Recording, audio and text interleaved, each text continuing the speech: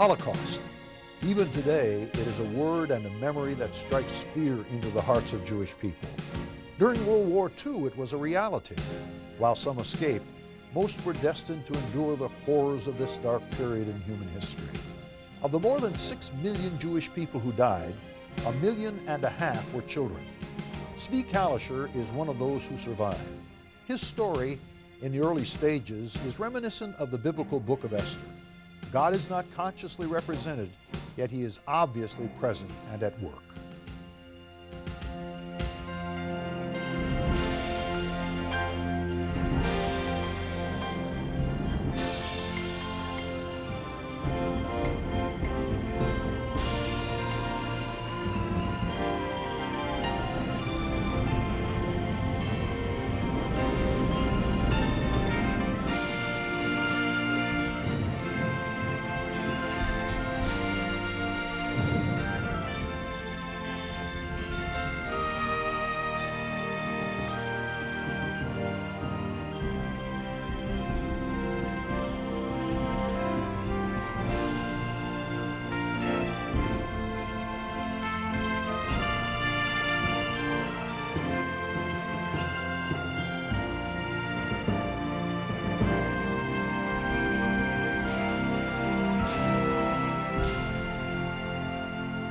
We're here in Warsaw, Poland, and I'm standing before one of the last artifacts of the infamous ghetto wall, behind which Jewish people were penned up to die. It was a time of Adolf Hitler's infamous final solution to the Jewish problem, and the people who lived here were only waiting for a move to places like Treblinka and Auschwitz, the death camps that saw 3 million Jewish people perish here in Poland alone. It was a devastating time for humanity, but it was also a time of triumph. It was a time of heroism. It was a time actually when above and beyond it all, the grace of God was shown in magnificent ways. One of those trophies of the grace of God is here with me today, and really we're here to tell his story. Zvi, it's wonderful to be able to welcome you back to Poland after over 50 years as a survivor and as a man who has taken and is still in the process of taking an incredible journey. Let's take it together.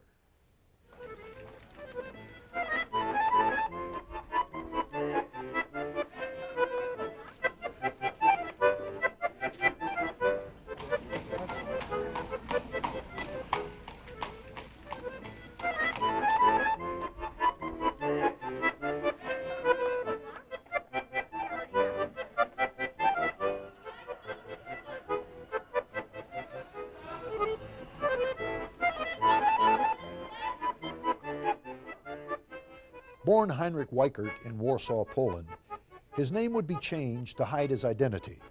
And finally, upon his immigration to Israel, he would adopt as his Hebrew name, Zvi.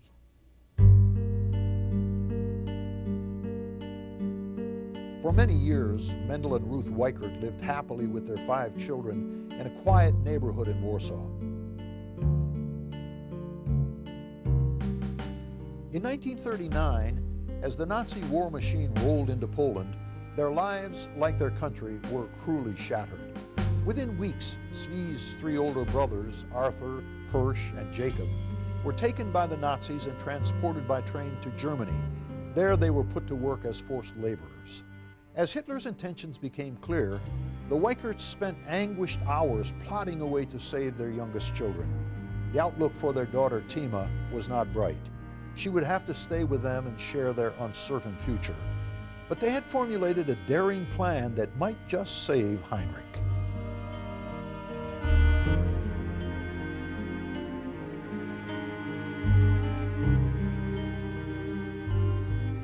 Amazingly, while all the buildings across the street were destroyed in the war, what was once the Weikert home still stands. Zvi had not been here since he was a 10-year-old boy. The sight of the house brought back a flood of memories.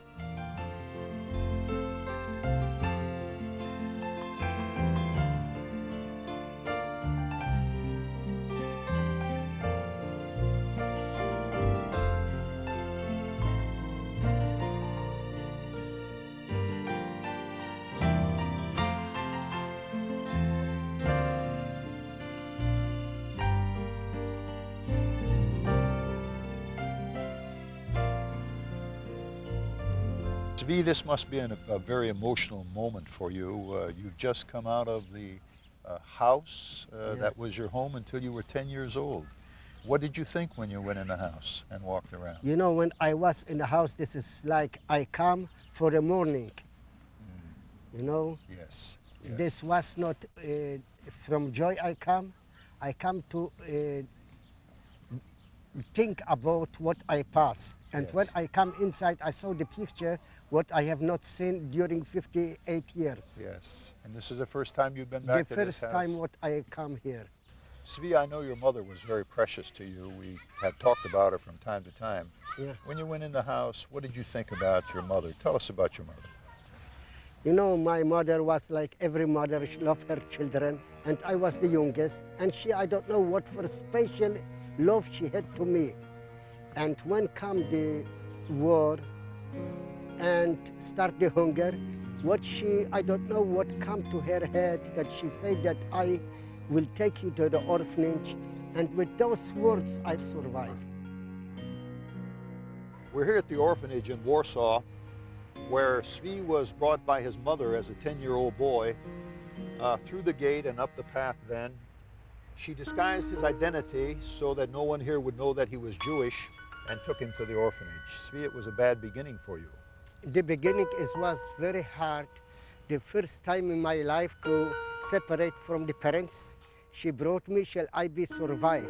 And for this she gave also her life. And the last words what she told me, few times she told me this word, be strong, you know. Yes. 10 years old, what for courage you have? And be a man. I never heard such words. But the most important, you shall never say that you are a Jew.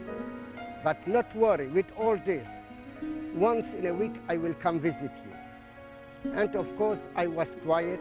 I know that once in a week, this is not 1 year, I was looking also to the window here.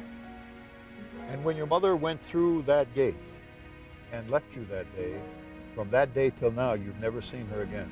I never saw her again more.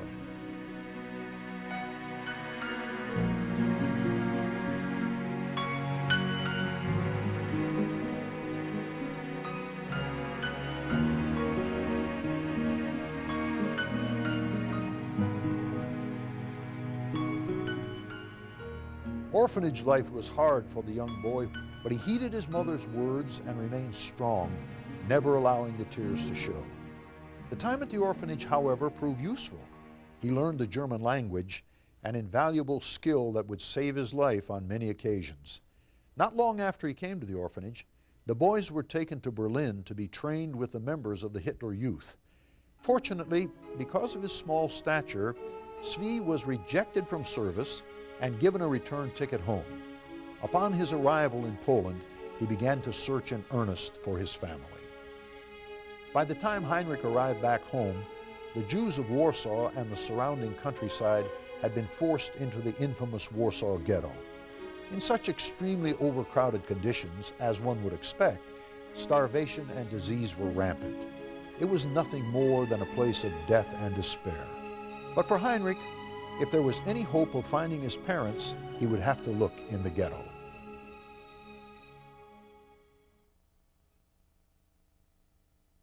Zvi, we're standing here before one of the sewers that was actually in the ghetto of Warsaw.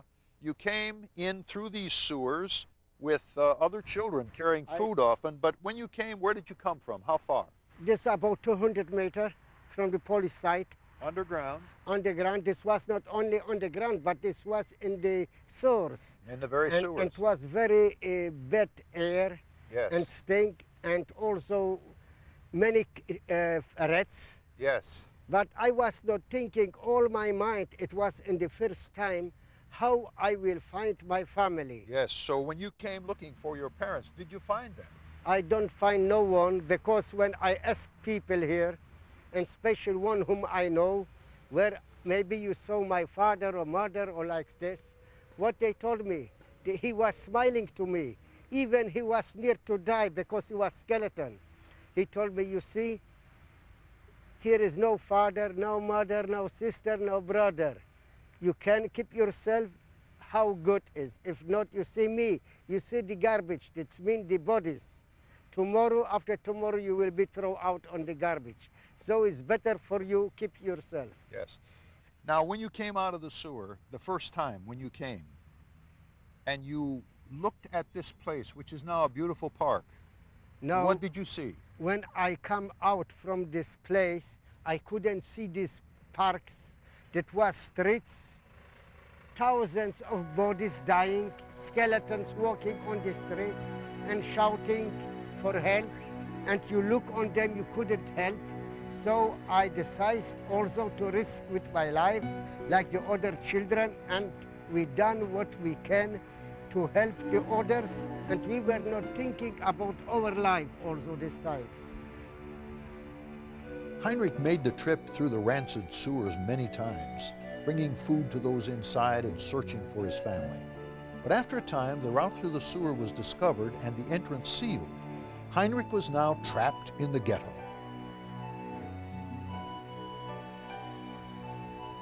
We're sitting here in the plaza of the memorial to the Warsaw Ghetto, Zvi. You spent much time in here coming through the sewers looking for your parents. You said people were dead, dying. How did you feel when you heard the clatter of the carts that were coming down the street that were stacked with bodies? Could you believe? How did you feel about that? You know, the first time my eyes were looking on this, but I couldn't believe I see this. I was looking and asked many questions for myself this time, if this can be, because I never have seen death. But the people who did not die here, who did not starve to death here, this was a way station on the way to the death camp of Treblinka, wasn't it? This was the Umschlagplatz.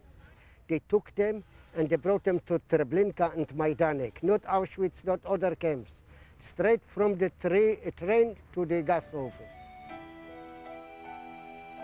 Jews who survived the Warsaw Ghetto were transported by rail to the death camps of Treblinka and Majdanek. If the Weikerts survived the ghetto, they would have been among those packed into these cars. For hours and sometimes days, the trains would stand on side tracks, allowing other transports to pass. Already weakened by malnutrition and disease, many of the deportees died before reaching their destination. In the end, over 750,000 people would die at Treblinka. 125,000 more would perish at Majdanek.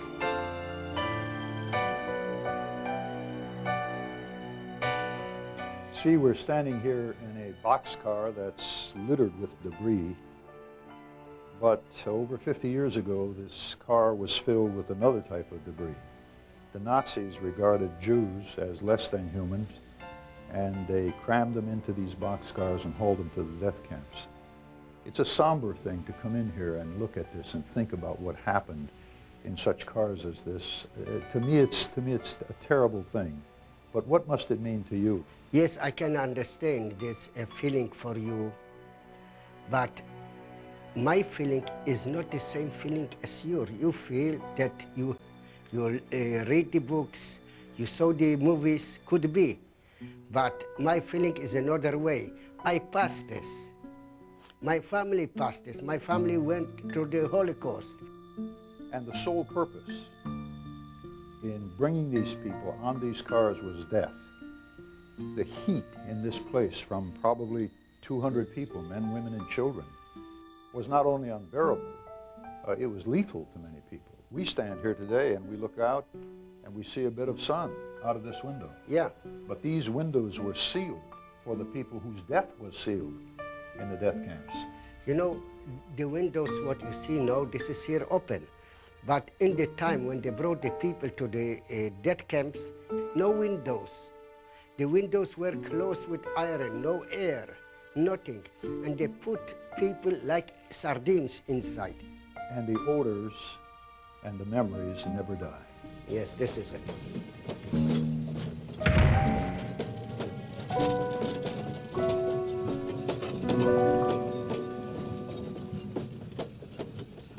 We're here before what was the train station in the village of Treblinka. Zvi, we're looking at some tracks that were laid many, many years ago. And really these tracks were, in a sense, only one way. Can you explain that to us? This was the tracks, it was to the village here before the war. It was a Polish train station, a small one, but after they make longer, and this was the longer one, it was to the death camps. Who built this track? Of course the Jews. They brought the Jews. They were working like the slaves, and without to know that this is the last day of them. Now, when the Jewish people were taken from the Warsaw Ghetto to this place, Treblinka, what did they tell them? They told them they bring them for work. They have to work and they will receive everything. And of course, many people, they don't know. They come like the ships to the slaughter. And they also wrote a song in Yiddish, what I remember. Treblinka dort, vor jedem Mensch dus geht der Ort, wer kommt, verbleibt dort. In die Waggonen, this is Treblinka there. Who come there, it never come back. It's a one-way. One way. Now, explain the difference between this camp, Treblinka, and many of the so-called concentration camps. Yes, concentration camps, they produced many things for the Germans. But here, the Treblinka, this was a camp unknown. People don't know it because this is in a hiding place. This is in a forest. And this was not a camp for a work. 800,000 were killed here in a short time. So Treblinka, in a very real sense, was only a place for killing, that's all. This was, you know, the people come like the sheep to the slaughter without to know. You know, Zvi, it appears that this is a memorial of some kind to the railroad and the platform that delivered the Jews to the gas chambers at Treblinka. Yes, this is the witnessing, living witness when they come to trains and they brought to the platform and they took the Jews here out and where they brought them to the gas chambers from here. And this was automatic. This was not waiting 2 days or 2 hours. In the same minute, and everything, it must be very quick. And when they shout schnell in German. This is quick. And the people were running and they don't know that they are running to the gas chambers.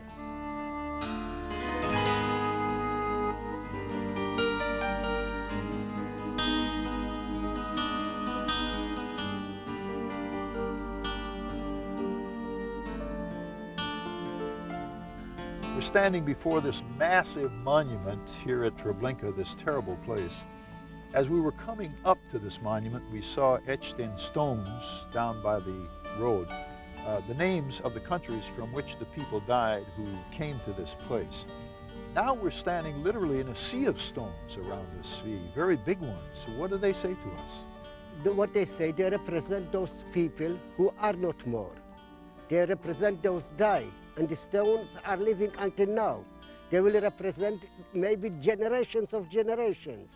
And when I come here, I look, maybe some stones also represent my families. What do you think, realistically, are the chances of your parents having perished here? Could be because, as I told you before, that my parents were in Warsaw Ghetto.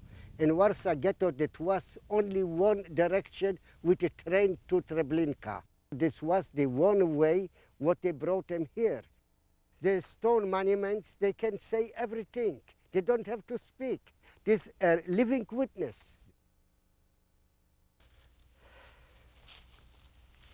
You know, Zvi, when someone comes to Treblinka, as we have today, one of the things that he notices immediately is that this is a deep and dark forest. There are really no open areas here. Why do you think the Germans put this place where they did?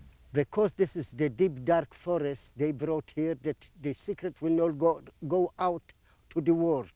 And this is a hiding place, and no one will know. We don't think about that thousands of thousands were brought here to be killed, to be murdered, to be burned in the gas oven. You see the trees in the thousands, but you see those people who were killed that are few times more as the trees. And this was a good hiding place for the German. Shall not be popular for the world what they done. The most high educated nation like German. So the Germans put it here not only to hide it from their own people, but most of all to hide it from all the the world. eyes of the world, knowing that the trees don't Cannot talk. speak, yes.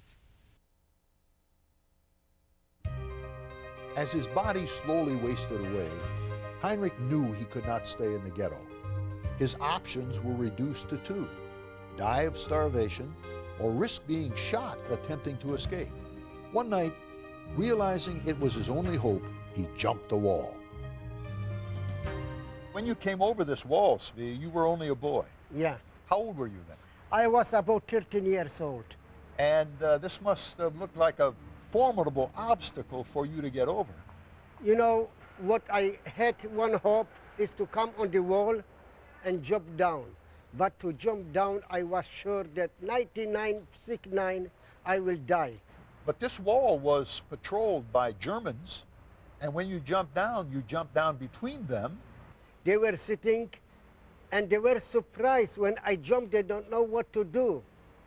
And in this time, I have no time also to think 1 second. And I ran away. I don't know how I was success. The Germans were shooting, you know, like a rain. And I come out with my bones. Zvi, we're standing today in a lovely forest. You know, people could come and picnic here. It's a beautiful place. But for you as a boy, when you were trying to survive on the roads of Poland, you spent many a night in the woods just like this, didn't you?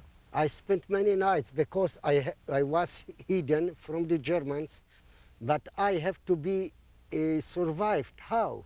It was cold. Poland, it is not summer all the time. I find another way. I find leaves. I put leaves under my body, and with leaves I cover myself. And in such way, many nights I was hidden in such forest. And so the woods were a very good place to a very young boy. For me, the woods were good. Life on the road was hard for the young boy who had become a struggling war waif. For now, he would have to give up the search for his family and concentrate on surviving. Food was scarce and work was hard to find. Everyone was suspicious of the blonde-haired kid with the sunken facial features. You see, I ran away from Warsaw Ghetto because I was sure that if I will stay even one day, I will die. I was stone and bones. Until I come here, I passed many villages, and no one wanted to receive me for work. When I come here, I don't know that here are living more than 80% of Germans who born here. They're not German from Germany, but those German who born in Poland in this village. And those German who born in Poland, they were worse as the German from Germany. They had taken over the land of the Polish people. They took all the land, and those farmers, the Polish farmers, what they were living around, they had to be like slaves to those German farmers. So when you came to the door to this one farm where a German lived, and he answered the door, what did he look like? He looked like really the Hitler's Germans, Nazi. Yes. And even he had a schnurrbart. Little mustache. Yes, little mustache. Now when you stayed with him, Zvi, where did you sleep? Did he give you a bedroom? Yes, he gave me a salon, a nice bedroom with the cows, with the swines, on the straw, and the lice in the millions. Well, now then, one night, he gave a message to you, actually to his wife in German, but you understood. Yeah. That changed the course of your life. What the message was, that two of his sons died in the East Front by the Russian. And of course, he won't take revenge. He will be happy if he can take revenge. Against whom? Against me. I am guilty that his sons died. What he done? He asked his wife, not he asked his wife, but he told her, what do you think, Aliza, if I will kill this Polish swine tonight? In German, when he told her, she said, yeah, do what you want. I was listening, I was smiling. I make myself that it was not for me, that I don't know nothing, because he knows that I don't know German, but I know German much better as him. What he told me, Heinrich, tomorrow you have not to work. I will give you rest because you are a child, you work very hard, and we will give you rest. I told him, you are a very nice man. I am very thankful. But what I done, I was not waiting for his rest. If I would wait for his rest, I would be with the 6 million.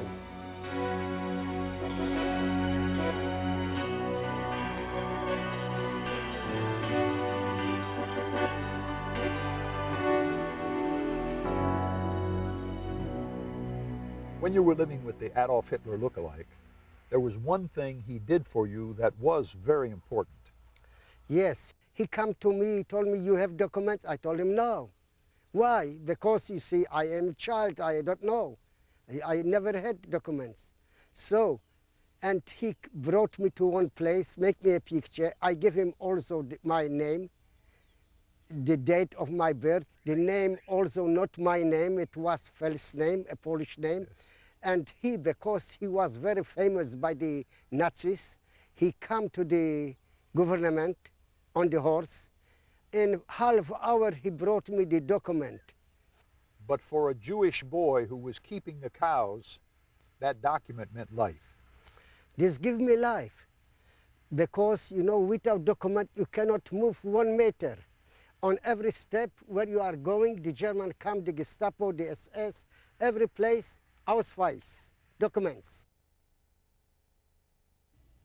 The enterprising young Heinrich made several shrewd business arrangements during his stay in the country. The first of these would allow him the wherewithal to survive the bitter cold of the Polish winter. When you were working for the German farmer, looking after the cows and other animals on the place, you also had some relationships with some very interesting people. One of them was with a postman and his family. Tell us about that, Zvi. What I want to tell you, the postman, when he come with the letters, he meet me few times, and he don't make with me a relationship because he loves me so. It was a situation that this postman, he has few children, and he don't receive the food for the Polish people. They don't receive the food as the Germans. And of course he was hungry. His children were hungry. One day he come to me and told me, maybe you will help me. It was very cold, 30 below zero. I told him, with what? With food. I told him, you see me, you can see without clothing, 30 below zero.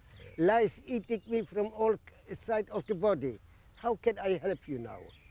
So he told me, we will make a good business. I told him, what for business? You will bring me food, I will bring you clothing. And of course, we make the business, we make the deal. Every day I stolen some eggs, chicken, potatoes, and we make a hiding place. And a hiding place that he knows where is it.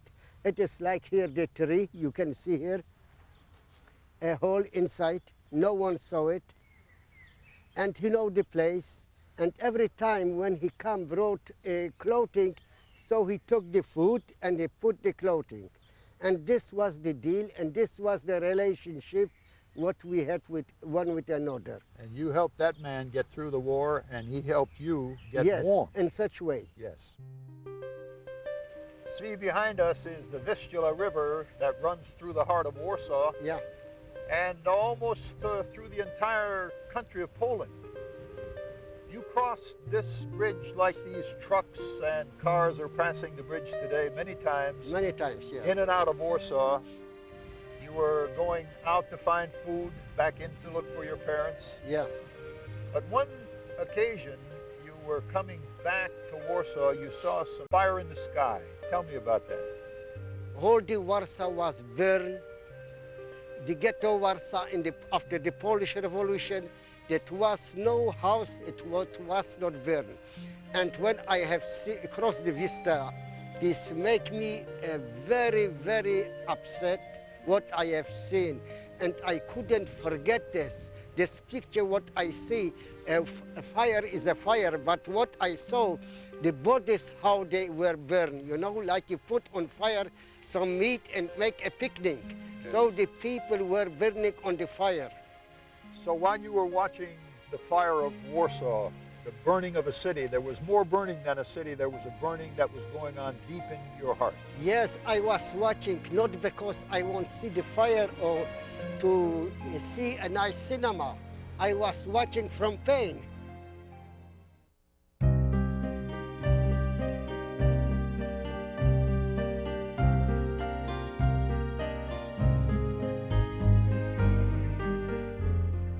You know, many times I have not where to sleep, but when I come to such burn as here, I was feeling well, because this was a hidden place also. No one was thinking there's someone sleeping. Even I don't ask the farmers if I can come here. I come behind the door and I slept here. And also what has happened, on the way when I was walking from village to village, I meet a boy. This boy, he was a Jew.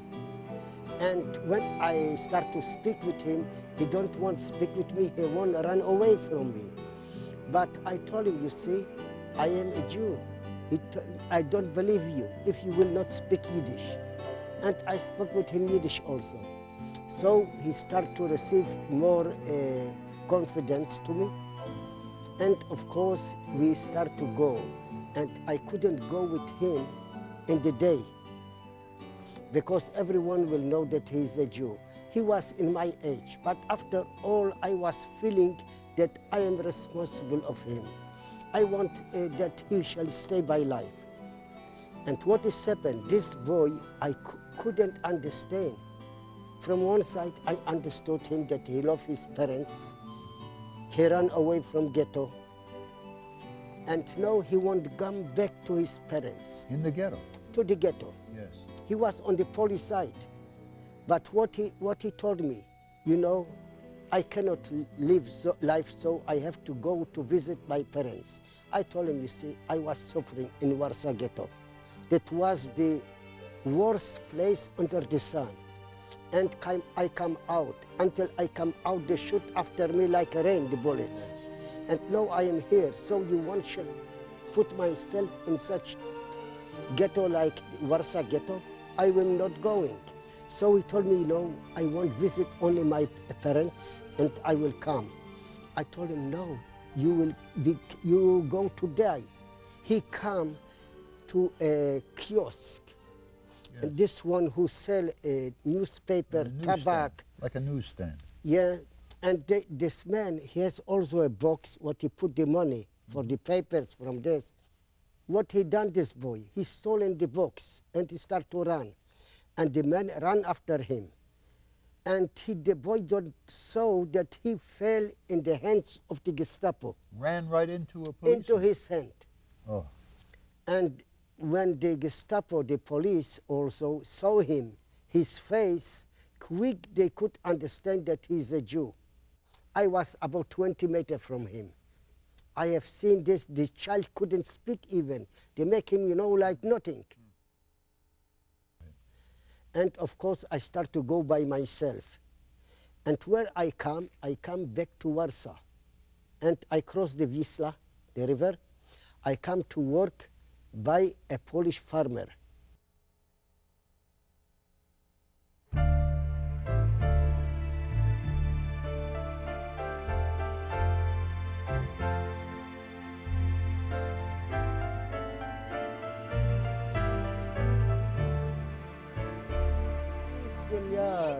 Nic, ja Jak miałem... pan wyjechał? Kiedy? Bez dokumentów wyjechał Z Polski pan z potem. A, z Polski, tak. Bez dokumentów. This family, what I was working in 1943, and of course the father of the family is died before not long time, and he is this son, and I remember this son was born in 1943, and before he was born, I brought in the middle of the night, I went with it in middle of the night with the horses and brought the nurse, because it was not hospital, it was in the time of the Germans. It was very snow, very windy, a very bad weather in middle of the night, and I brought a nurse. I was working here about 1 year and 2 months. But after, when I was on the field with the cows, I left the cows and ran away.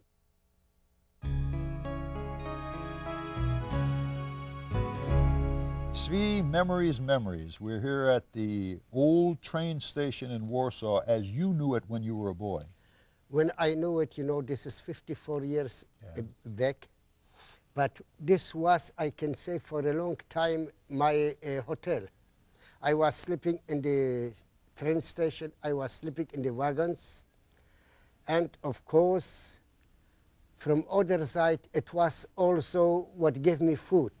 This is also a reminder, standing here, Zvi, that this was not only a hotel for you, but was also the place where you got on the trains to ride. You rode all over Poland. Where? On top of these cars, you told me. I was traveling with the trains, not inside because I have not money to pay. As we say, I was belong to the VIP. The VIP suite. I never was inside, only on the roofs. And were many people who were traveling like me. And you didn't know exactly where you were? I never asked the question where the train is going. Sometimes it was times that I hear that we are in Bucharest. Sometimes we have been in Budapest. And one time I was in Berlin. And so we travel never in the inside the train like people were sleeping. We travel on the roof. Yes, and as your mother said, be strong, be a man, and you persevered and survived. Heinrich's perseverance saved not only his life, but the lives of many others he came in contact with. As the war was drawing to a close, however, the limits of his endurance would be tested. There were times when you were traveling through Poland that you encountered the partisans.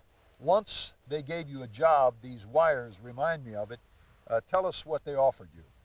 One come and asked me the first, do you like the Germans?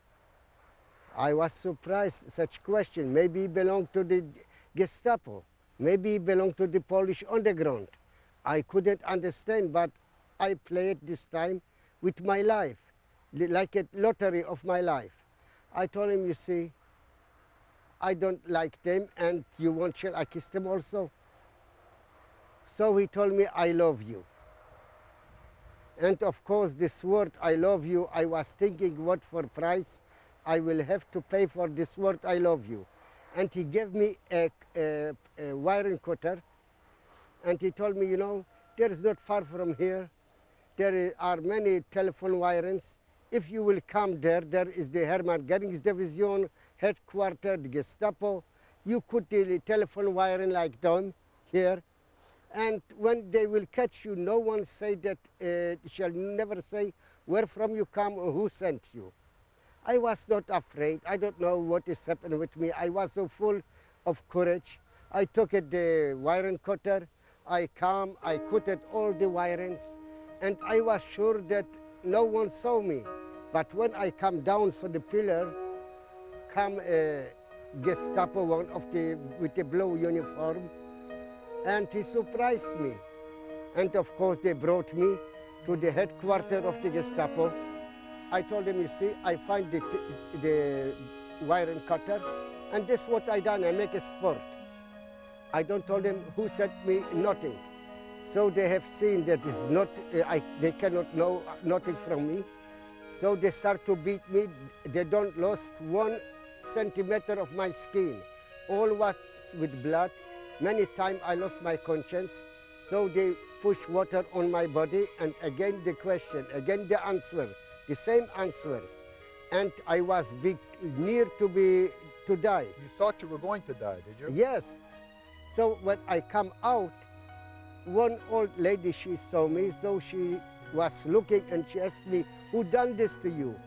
And she won't wash me from the blood. Yeah. And this time come the two from the Gestapo, they catched her, and I ran away to the same farmer where from I come. Yeah, while they were struggling with her, you ran. And what has happened, they were watching from their homes, from many observation places, if I come with the Germans, if someone follow after me. and they have seen that no, so they come help me. But after how long time? After 6 hours. But with the time when they come, one of the underground doctor, and he saw my body, and he called also a nurse, and they start to help me. And to this day, you still wear the marks of that beating on your body. There are some. Heinrich was still recovering from his beating when the war ended. As he walked down the streets of Warsaw, he was greeted by Jewish people who had made it through and others who had been liberated from the death camps. It took days for him to comprehend that it was no longer a crime to be Jewish. He had heeded his mother's words, be strong, be a man, and he had survived. In the weeks and months that followed, Heinrich traveled extensively throughout Europe looking for a trace, any evidence at all, that at least some of his family had survived. He found none. In time, the young man's thoughts turned to the future. Where would he go from here? With the whole world before him, but for reasons he could not really explain, he chose the land of his ancestors, Israel. Although the British were limiting Jewish immigration to what was then called Palestine, the beleaguered survivors of Hitler's Europe would not be deterred. With their homes and lives destroyed, many felt they had nothing left to lose by running the British blockade to enter the land. We're standing here on a boat that looks hardly seaworthy to me, but this was the type of boat that you and some 500 or 600 others were jammed into when you left a small port near Marseille, France, for the trip to Israel. It was crowded conditions, hard time all around.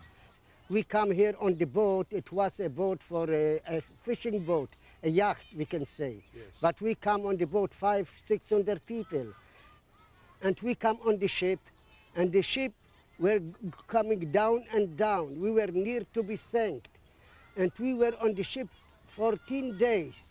And when we were very close to Israel, we could see the mountains of Carmel. Everyone forget that is hungry, forget the 6 years of the Holocaust, forget everything. He looked to the future. But then you saw the Carmel Mountains, but you also saw little airplanes circling over you. Yes, I saw the airplanes, the English airplanes, and also the who come to receive us, a nice welcome.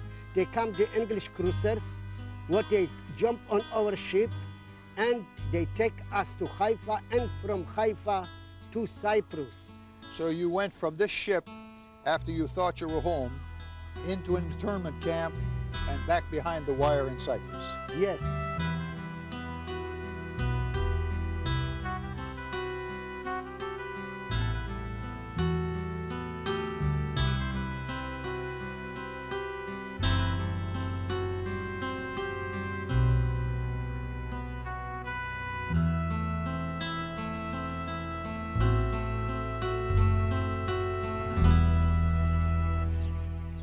It must have been a terrible thing for these young Holocaust survivors who had been behind the wire in Europe. They had seen their people die in the death camps. And now to be brought to this place, to Cyprus, to once again be behind the wire. It must have been more than many of them could take, Zvi. You know, for the young people, it was terrible or much. But for the older people who survived from the Holocaust like we, for them it was worse because they start to think deeper because their families, their children die. Yes. You know, and they think much from wiring to wiring, from a camp to another camp.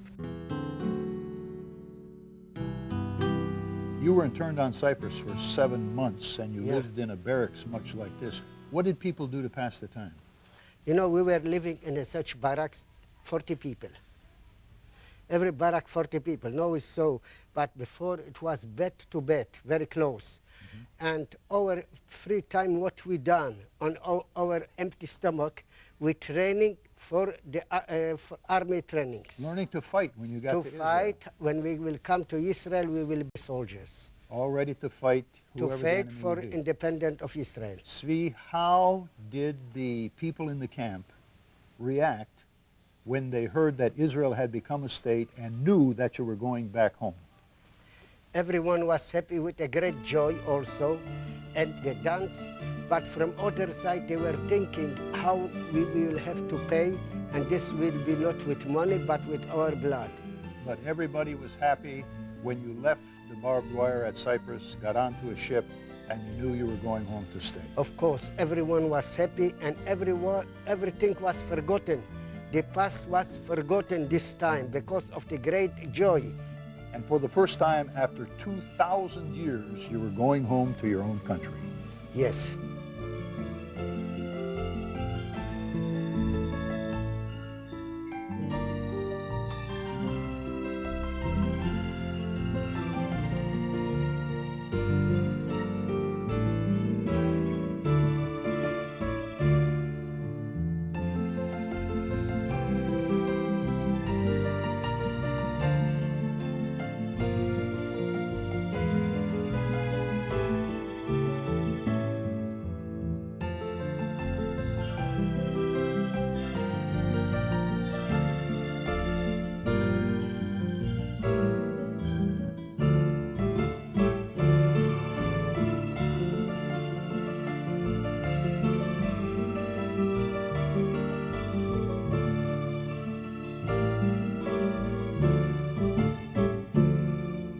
Yes, they were going home, back to the land of Abraham, Isaac, and Jacob. Sadly, however, many of these men, mere boys really, who had survived the horrors of Hitler's Europe, braved the blockades of the British, and trained in the internment camps of Cyprus, were coming to Israel to die. Zvi, we're in a lovely place before the wheat fields of Latron. We looked at those a moment ago. Today they're beautiful. This monument, however, tells us another story about this valley. Many thought this was going to be a great victory for Israel. Yeah. But instead of a great victory, it was a tragic defeat. And there were so many that were cut down by the machine guns, so many who were stabbed by the Arabs after they were wounded. You know, they make us a big ambush, the Arabs. We were not ready for this. And also we were not also so known about the army. Many people who don't know even the language. Yes. Many come from Poland, from Russia. And example, the officer gave an order, die. That's mean enough. And in Polish, die is go on. So die means stop in one language and go forward in another. Yes, another language. Yes. And so were many orders like this, that one couldn't understand another one. And many die also, and it was not enough. So also the Arabs make for us big ambushes. Yes. And here on this monument, 45 soldiers died. But 45, this was not the end of this. Yes. Because when we come forwards there, they fell much more. So what you found here at Latron was that the army of Israel was not really an army at all at this point. It was simply a group of boys with guns going against a well-trained and determined fighting force. It was a hard lesson. Yes, it was. After the crushing defeat at Latron, you sat under a tree and did some thinking. Yeah. You thought back on your life and what had happened in Poland during the Holocaust and then here in Israel. And you changed your mind about your life, Zvi. What changed? This is the change that before I was not thinking about fate. I was not thinking there is God. I was by myself. I was not thinking about nothing. But when I have seen so many dead before my eyes, and I was near to be killed also, I have seen my good friends, how they fallen. And I was with them together in the same battle, in the same attack. And here I am staying by life. I was asking myself, who protect me? Here must be a power from heaven. This cannot be that I have been so strong. But when I have seen what has happened around me, and here, and in the time of the Holocaust, I start to believe in God, and I say there is someone who protect me, who put his hand on me. Yes. And this time, of course, I changed my feeling, my thinking. And there's no question about the fact that viewing your life, looking back over Poland and Europe and the Holocaust and now the early days of your stay in Israel, there's no question that God miraculously preserved your life for a purpose.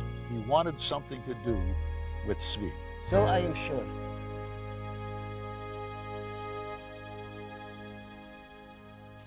After you came to realize in your own mind after the Battle of Latrun that you were not saved because you were quicker or smarter than your enemies, either in Israel or in Europe, but you began to realize that God must be watching over you. Then the Lord began to bring many people into your life to point you toward faith in the Messiah. One was a woman who gave you a Bible. Where did she come from? I was the first time I have seen her, and as she told me, she is from Switzerland. Switzerland, yeah. And she told me, you know, first of all, what she asked me, what you are doing here? I was sitting on the bench and asked myself, why I come here? But what has happened? Many times I heard the people spoke about God like this. I was never listening to them, never give attention. But here what come, a lady, and she brought me Bible like this. She told me, read this. I told her, are you crazy? Such big book to read. I never heard a word Bible. And she told me, read this. And when I read from Hebrew, Psalm 27. And here I am reading. Ira v'yishi, mimi ira Adonai, ma'os chayai, mimi efchad. When my God is with me, from whom I will be afraid. But the most experience what make on me, it was Psalm 27, verse 10, when here is written, Ki avi ve'imi azavuni, v'Adonai yasfeni. When my father and my mother forsake me, so the Lord received me. And the Lord picks you up. And he picked me up, and this time I was asking myself, the first time what I take the life so very serious, as never I took it, I asked myself, who protect me in the time of the Holocaust? I brought this Bible to the tent, and I continue to read, long time. But in the tent, you know, near the candles, the small candles, I read, but the soldiers, when they come, when they have seen, here is written open, Tanakh, Torah, and Brit Chadashah. When they saw the Brit Chadashah, that means the New Testament, they told me, this is poison. How you read this? Yes. I told them, from this poison, no one die. Because you found you were reading about another Jew. Another Jew, and this was Jesus Christ. Yes. And I have seen in the Bible who saved me, who gave me the courage to continue to live. And this what I have seen in him. This was a Jew who suffered as you had suffered. This who suffered as me suffered, as many others, and what he suffered for us all, as is written Isaiah 53. Now you were beginning to develop such a hunger for the Word of God that you sat in the park in the daytime and read until when? Until evening. So long I had time, I was reading. And I asked many times myself, who will teach me this? Because by myself I couldn't understand everything. But by faith, this gives me more courage to continue to read. So as you read the Word of God, and you became more and more convinced and hungry in your heart that you needed Him, you wanted someone to show you the way to the Messiah. And very shortly, God was going to bring someone into your life who could tell you exactly what you needed to hear. Yes, so it was. As the war for Israel's survival progressed, Zvi's fearlessness in battle earned him immediate recognition from his superiors. For his bravery, he would be given a job that, he was told by his superiors, allowed for only one mistake. It included defusing and removing enemy landmines and planting explosives for the fledgling Israeli army. It was a task that required stealth, patience, and nerves of steel. Zvi was well qualified for the position.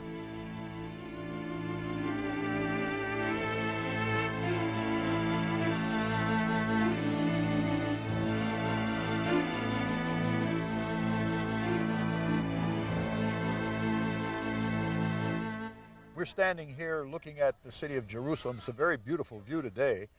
In 1948, you saw things very differently. Yeah. There was hard fighting around Jerusalem. It was very hard. Now we can see a nice view. I am looking and I can show for my children. I can show also for my grandchildren. They are happy. But in my time, until we come here to see the view, this cost much blood. But there were some light moments also. One of them was when you were put in the stockade for staying away too long, and then what happened? When I come too late, they catch me to the jail. You were away without leave, is what we say in the States. Yes. And of course, I have to be in the jail. And I was with other soldiers, and my friends come visit me, soldiers. I told them, shall they bring me dynamite? Some dynamite into the prison? Into the prison, yes, they visit. There's a small finger, and then I blow up the wall, and we run away with the weapon. You took the guards' guns with you? With me, yes. And what has happened? When we ran away, the guards come, the MP, to the officers, and what they say, we blow up the jail, the wall, and the officers say, how you were watching that he done this? Where is your weapon? They say, we stolen the weapon. So if so, you will go to the jail, Zvi is free. So instead of Zvi being in the jail and his friends, the guards did time in the jail because they lost their weapons. They lost their weapon, you know. So that was the Israeli army in another day, wasn't it? This is it, you know. In the army they said, a soldier who was not in jail, he's not a soldier. With the signing of the final armistice agreement on July 20th, 1949, Israel's War of Independence officially ended. And against all odds, she had emerged the victor. After 10 years of constant struggle, Zvi was finally free to live in peace. Freedom in his new land, however, came with a price. All that he owned, he carried with him. His army uniform, a small shaving kit, and the memories of a family he would never see again. To make matters worse, winter was coming and he had no place to live. But after all, he had been in worse situations than this. Bad situations seemed to be a way of life for the young man from Poland. So undaunted, the enterprising Zvi set about to find a place to work and to sleep. We're here in front of the President Hotel in Jerusalem. It doesn't look like a fine hotel today, but it once was a grand establishment in this city. After the war in 48 and your service in the Army in 50, you didn't have a place to live, so you checked in at this very hotel. You know, when I finished the army, so I think to build my future in Jerusalem. I come like everyone who finished the army. Many come to their homes, to their family. I had no one after the Holocaust whom I have, myself. So I looked for work, and also I couldn't find the work. It was very bad situation in Israel. So I was looking where I will sleep. I have seen a nice hotel like Hotel President. What can be better, President Hotel? I come inside. And I was thinking maybe they will throw me out, such personality like me. And they register me. And I receive a room. And it was good when I come to the room, a nice room, a paradise. I come in the morning, I eat breakfast, lunch, evenings also. And I take ice cream and cakes, everything they wrote on the number of my room. It was very nice. I feel myself, it cannot be better.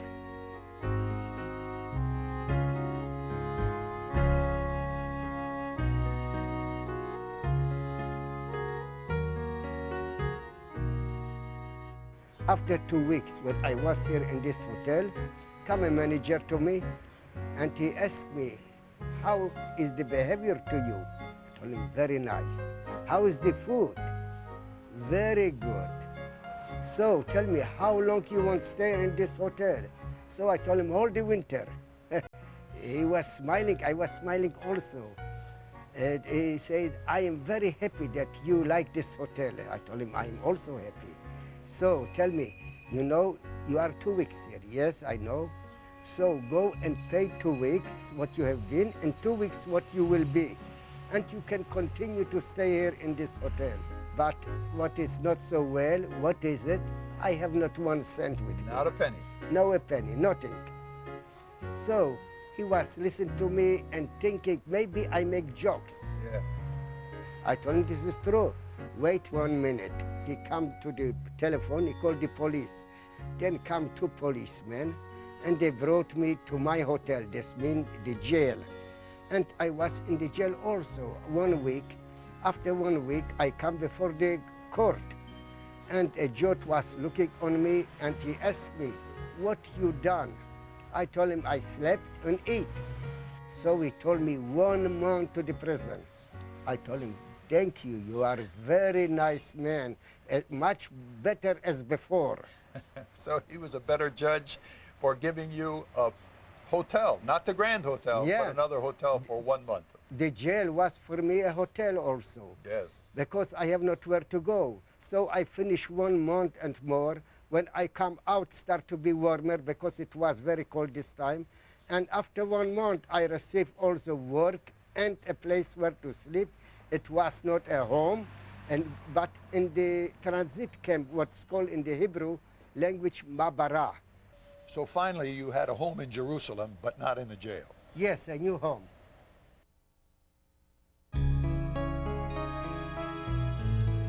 After the war, and trying to find a place to live as Yeah. a single man, Yeah, you finally settled here in Topyot, yeah, a short distance from here, a place that's now an industrial center. yes. So how was life in the transit camp? You know, transit camp, it is not a villa. We receive small barracks like other people. There were 15,000 people in a transit camp. No electricity, no water. So we were happy with this, what we had. But what has happened? In the barrack where I was living, 2 boys were living more.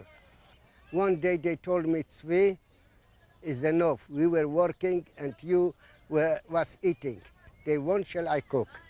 And what can I do? I won't stay in the barrack because all the time I was under the sun, no place, in the prison and here and there.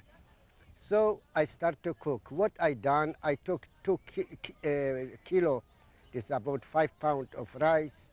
This 5 pounds of rice? Yes. It was also about 4 pounds of beans, a big bottle of oil, put all in the pot, close the pot, put on the fire. So I was thinking where I will go. It is the best to go to cinema for 4-5 hours to spend. The food will be all right. But when I come back, the barrack is gone, is burned. And of course, I was on the wind. So you found out in the barracks at Topyot that you were a good soldier, but you were a very poor cook. Until now, I am 38 years married. I never come to the kitchen. Good idea. An important person who came into your life came to the transit camp into the barracks to do Yes. what? He teach us the Bible, and not me, only other boys. And all was in Hebrew. His Hebrew was very nice. Even our Hebrew was not so strong, but we could understand. But what is happened? After half year long, when we studied the Bible, I come to the first prayer meeting, what we start to pray there, and for me it was some things that I couldn't understand. When the first time when I heard about Jesus Christ, when they pray and to the end they say, B'Shem Yeshua HaMashiach. For me it was something not to understand. I ask myself if I am wrong, if I come to this place, this must be something. So I asked the pastor of this church, what is going here? A Jew can believe in Christ. A Jew who passed the Holocaust, who was persecuted by the Christians, as they call themselves. So the pastor told me, you know, tell me about you in short. And I told him that I'm a Holocaust survivor.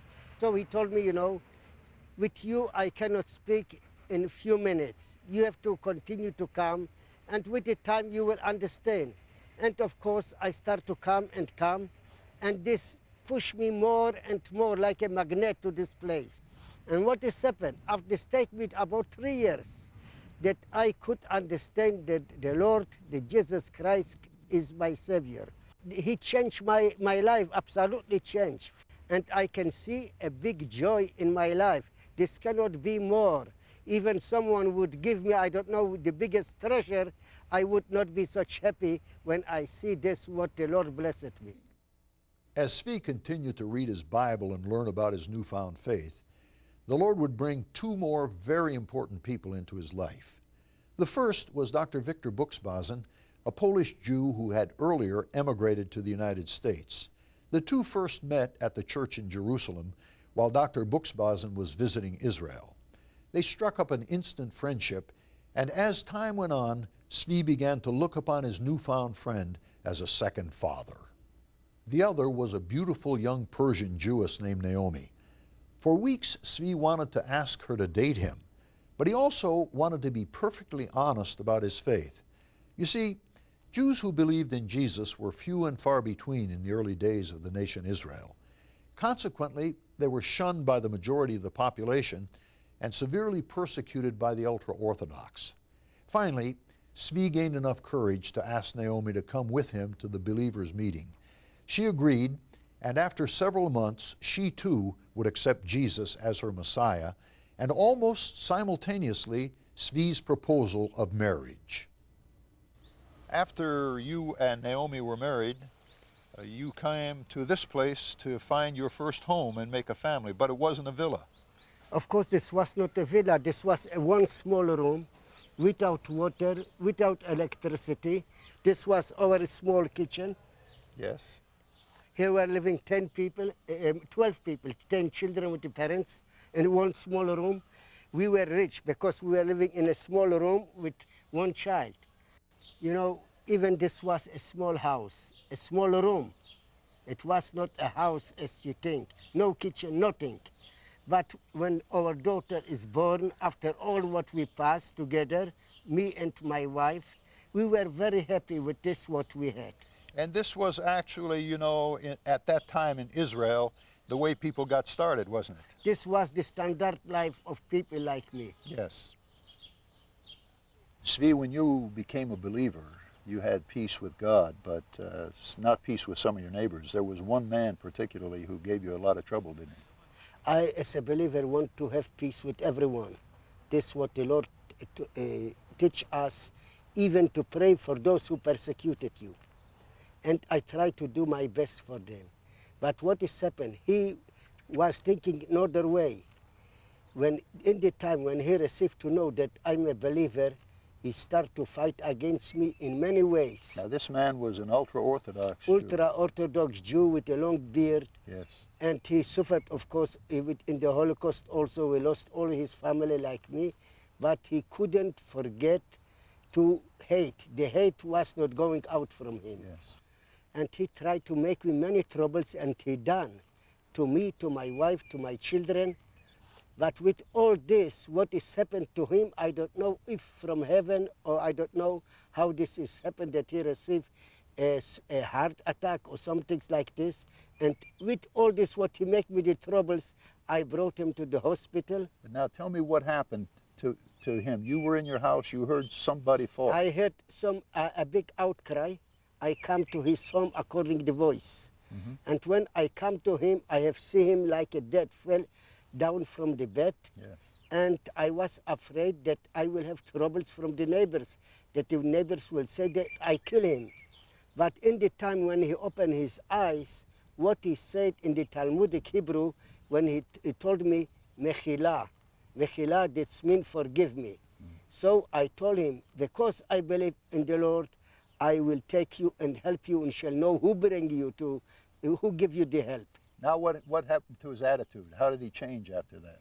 After when I brought him back from the hospital next day, when I come also from work, from my work at home, what I have seen, not more stones and not more fightings. He was the watchman who was watching that no one come and cast stones, and he watched on my children, he feed them like the father of the children. And this time, you know, I forget and forgive. Yes, and it was the love of Christ that made the difference. That's what was. And I told him, and after a long time, I gave him also the Bible with the New Testament. He took it this with joy, not as before, and he put it this to his heart, and he told me, thank you. Yes. And this was for me as I win all the world. Yes. Well, you know, that's a wonderful story of what the love of Christ can do in transforming not only an attitude, but we hope a life. Yes. See, when all is said and done, I suppose one can say of your life that when you came to the land of Israel, you found a new life in a new land. And I think the capstone on this is, for me, when you looked into the face of your first child, your baby, you named what? Ruth. Why did you name her Ruth? Why the name of Ruth? Because my mother, her name was Ruth. And what she done for me, she gave her life, of course, and I will never forget. And there's another great evidence of God's grace to you. What was taken away from you in the Holocaust, what did God do for you here in this land? When I read the book of Job, what the Lord take from him, he gave him back, and plus. So also, I had 3 brothers with 1 sister. We were 4 together. And now the Lord blessed me with 3 sons and 1 daughter, as it was before. And so I see the complete family. Yes. So what the Holocaust took away, God in His grace provided and gave you the bonus of a wonderful wife, Naomi. This what was taken, I received this back. Yes, and now today, Zvi, some 50 years later, you are an outstanding witness to the Messiah on the streets of Jerusalem and all over the world. You know, as is written in the Mark 16:15, you shall be witnessing to all the world. This is our obligation as believer. We cannot keep the faith inside, because our duty is, as is written, Ezekiel 3:17-19. I make you a watchman for the house of Israel, and we have to warn the people, and the gospel shall come from Jerusalem, as is written Isaiah 2nd, verse 3. When you think about this land and your people, the Jewish people, what is your prayer for Israel and for Jewry? The prayer is for my people Israel, that they will can see the light shall go out from the darkness, as is written in Isaiah 9. Those people who walk in darkness shall see a great light, and the great light they can see only by faith in Christ. Well, you're certainly making that come true in your life and the lives of many others as well. Thank you, Zvi. It's been a wonderful journey. Thank you.